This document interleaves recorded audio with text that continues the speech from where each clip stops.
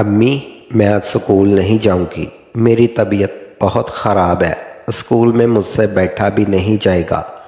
آپ میری بات کیوں نہیں سن رہی؟ میں تو رونے لگی تھی۔ روتے ہوئے اپنی امی سے التجائی لہجے میں کہنے لگی کہ مجھے اسکول مت بھیجیں، مگر میری امی بھی ضد پر آ چکی تھی۔ کہنے لگی کہ ابھی کے ابھی اپنے بستر سے نکلو گی یا میں تمہارے ابو کو بلاؤں۔ اگر انہیں پتہ چلا کہ تم ایک مرتبہ پھر بہانہ بنا رہی ہو تو جانتی ہو نا وہ تمہارا کیا حشر کریں گے۔ پڑھائی کے معاملے میں میرے ابا بہت سخت تھے۔ پچھلے 3 دن سے میں اسکول سے مسلسل چھٹی کرتی آئی۔ میں نے یہی کہا کہ مجھے تیز بخار ہے، جبکہ میرے اس بہانے سے میری ماں بخوبی واقف تھی۔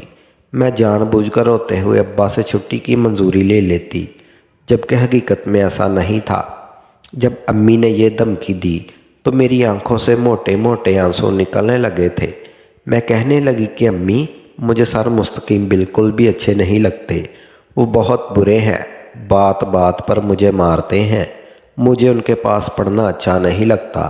میں روتے ہوئے یہ بات کہہ رہی تھی، مگر میری امی نے اگلے پل ایک تھپڑ میری گال پر مار دیا۔ کہنے لگی یہ تم چپ چاپ اپنے بستر سے اٹھ رہی ہو یا میں تمہارے پاپا کو بتاؤں؟ پہلے ہی دن بدن مار کم لیتی ہو، آ رہے ہو ٹیسٹ دیکھو اپنے۔ پہلے جو تمہارے ٹیچر تمہاری تعریف کرتے تھے، اب ہر دوسرے دن تمہاری شکایت مل رہی ہوتی ہے۔ تم پڑھائی میں دن بدن گرتی جا رہی ہو۔ امی کی ڈانٹ سن کر میں روتے ہوئے اٹھی اور بد دل ہو کر مگر یونیفارم پہننے لگی۔ جیسے ہی یونیفارم پہن کر آئینے کے سامنے آئی تو میرا وجود لرز کر رہ چکا تھا، میری رنگت اڑنے لگی تھی، خوف سا مجھ پر طاری تھا، مگر میں کیا کرتی؟ اپنی ماں کو کیسے بتاتی کہ سر مستقیم بہت برے ہیں؟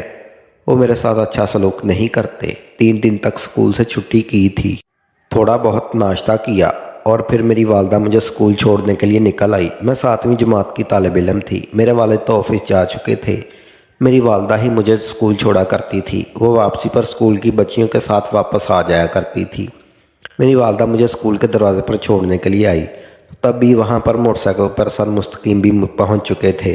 سر مستقیم نے پلٹ کر میری جانب دیکھا تھا اور پھر چہرے پر ایک مسکراہٹ پھیل چکی تھی۔ میرے تو وجود نے ایک جرجری سی لے لی تھی۔ میں جلدی جلدی قدم اٹھاتی ہوئی اپنے کلاس روم میں پہنچی تھی۔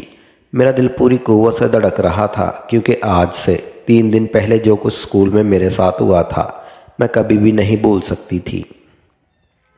وہ منظر یاد آتا تو دل چاہتا کہ میں چیخ چیخ کر رونے لگ جاؤں، کیونکہ سر مستقیم نے میرے ساتھ ٹھیک نہیں کیا تھا۔ اس روز میری انگلش کے ٹیسٹ میں 2 نمبر کم آئے تھے۔ میں جانتی تھی کہ یہ میری غلطی ہے، مگر سر نے میرے 2 کی بجائے 6 نمبر کاٹ لیے تھے۔ پوری کلاس میں میرے کم نمبر آئے تھے۔ مجھے تو حیرت ہو رہی تھی کہ بھلا میرے اتنے نمبر کیسے کاٹ سکتے ہیں۔ میں نے بول کر کہنا چاہا کہ سر میں نے سارا ٹیسٹ ٹھیک دیا تھا، آپ نے جان بوجھ کر میری یہ غلطی نکالی ہے۔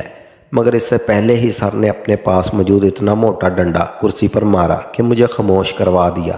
تبھی بریک ٹائم ہو گیا۔ سارے بچے شور مچاتے بیگ بند کر کے کلاس سے باہر چلے گئے، جبکہ کلاس میں اور سر مستقیم اکیلے رہ گئے تھے۔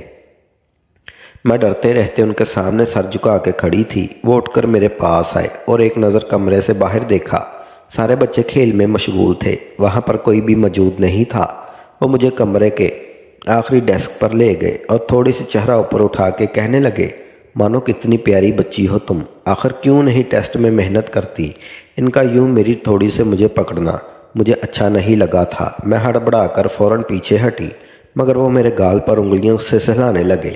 ان کی انگلیاں سہلا کر کہنے لگے کہ مانو بیٹا، اگر تمہیں کوئی چیز سمجھ نہیں آتی تو تم مجھ سے پوچھ لیا کرو، تم تو اتنی اچھی لائق فائق بچی ہو، پھر اس طرح کی غلطیاں کیوں کرتی ہو؟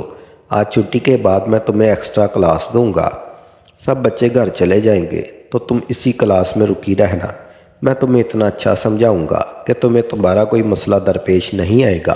اتنا کہتے ہوئے سر کا ہاتھ میری گال سے میری گردن اور پھر میرے کندھے پر پہنچ چکا تھا۔ وہ میرے کندھے کو اپنے بھاری سخت ہاتھ سے سہلا رہے تھے۔ مجھے ان کا یوں چھونا بالکل بھی اچھا نہیں لگا تھا۔ میں رونے لگی۔ مجھے روتا دیکھ کر سر نے مجھے جھڑک دیا، کہنے لگے چپ ہو جاؤ، رو کیوں رہی ہو؟ کیا کیا ہے میں نے تمہارے ساتھ؟ बात ही तो कर रहा हूँ, क्या मेरा छूना तो बुरा नहीं लग रहा? मैंने तो सिर्फ तुम्हारे कंधे पर हाथ रखा है, तुम्हारे घर वाले तुम्हारे कंधे पर हाथ नहीं रखते। मेरे छूने से रोने की क्या बात है? देखो मैं भी तो तुम्हारे रूहानी बाप हूँ, आओ मेरे साथ, मेरी गोद में बैठो। सर मुझे ज़बरदस्ती अपनी गोद में बिठाना चाहते थे, मगर मेरे दिमाग में ख़तरे की घंटी बजने लगी थी।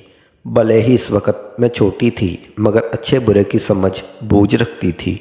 मैं सर को वहीं छोड़कर भाग गई, जबकि सर गुस्से से मुझे बुलाते रहे। मुझसे तो ठीक से सांस भी नहीं लिया जा रहा था। ऐसे लग रहा था जैसे कि मेरी सांसें रुक चुकी थी।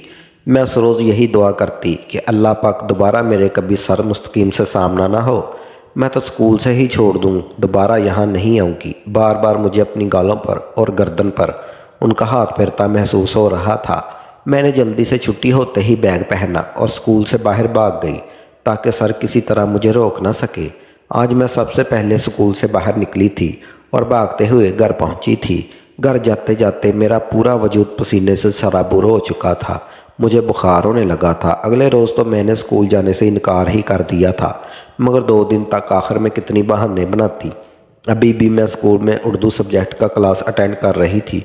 जैसे जैसे सर के सब्जेक्ट की क्लास नज़दीक आ रही थी, मेरे तो होश उड़ने लगे थे। ये दुआ करने लगी कि अल्लाह करे सर मुस्तकीम क्लास में ही ना आए। स्कूल का प्रिंसिपल कोई मीटिंग बुला ले, वो वहाँ चले जाए, मगर सर क्लास में ही आ ना सके। कितनी दुआएं मांगती रही, मगर जैसे ही घंटी बजी तो सर मुस्तकीम क्लास में आ चुके थे। आते ही सबसे पहले उन्होंने एक नज़र मुझ पर डाली। उनके चेहरे पर एक मुस्कुराहट थी। उन्होंने पहले तो अपना काम लिखवाना शुरू किया। बाकी बच्चों से भी वो सवाल जवाब कर रहे थे, मगर मुझसे सवाल जवाब करने का अंदाज़ तो कुछ और ही था उनका। मैं तो नज़रें झुकाए बैठी खामोशी से काम लिखती रही। सब बच्चों की कापियाँ चेक कर रहे थे। मेरी कापी उन्होंने आखिर में चेक की थी। मैंने एक एक लफ्ज़ बिल्कुल ठीक लिखा था, ताकि सर को किसी भी तरह की शिकायत का मौका ना मिले। मगर उसके बावजूद सर ने मेरी कापी के सफ़े पर सुर्ख पेंसिल से क्रास डाल दिया। कहने लगे कि ये क्या काम किया है तूने? क्या ऐसे लिखते हैं? दिन ब दिन तुम नालायक होती जा रही हो। मानो मेरा नाम तो महानूर था, मगर स्कूल में और घर में सब मुझे मानो कहकर ही बुलाया करते थे। मैंने डरते डरते कहा, मैंने काम तो बिल्कुल ठीक लिखा है, ये देखिए एक एक लफ्ज़ मैंने ठीक लिखा है। डरते डरते मेरी आंखों से आंसू आने लगे थे। मैं बहुत खौफज़दा हो चुकी थी, मगर सर ने अगले पल मेरा हाथ पकड़ा। कहने लगे कि जाओ अपनी पेंसिल लेकर आओ। मैं डरते डरते पेंसिल लेकर आई तो उन्होंने अपने पास एक कुर्सी खींचकर मुझे बिठा दिया। सर के आगे एक टेबल पड़ा हुआ था, जिस पर बच्चों की कापियों के अंबार लगे हुए थे। सर के चेहरा और कंधों तक ही वो नज़र आते थे। मैं जब वहाँ पर बैठी तो उन कापियों के अंबार में तो गोया छुप ही गई थी। सर ने मेरा हाथ पकड़कर मुझे एक एक लफ्ज़ लिखवाना शुरू कर दिया, और उसी के साथ ही वो कभी मेरे कमर पर हाथ फेरते तो कभी मेरी टांग पर उनका हाथ होता। सर को लमस महसूस करके मैंने नज़र उठाकर उन्हें देखा था। उनकी आंखों में एक चमक थी और तंबिया भी थी कि मैं चुप कर रह गई। जो मैं कर रहा हूँ मुझे करने दो और आगे देखकर काम लिखो। मेरा तो हाथ कांप रहा था, एक भी लफ्ज़ मुझसे लिखा नहीं जा रहा था। अगर मैं वहाँ से उठती तो सर मुझे जान से ही मार देते।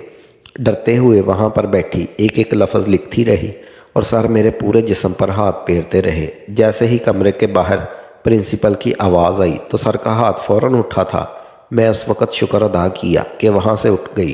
प्रिंसिपल स्कूल में राउंड लगा रहे थे। मैं दोबारा अपनी जगह पर जाकर बैठ चुकी थी।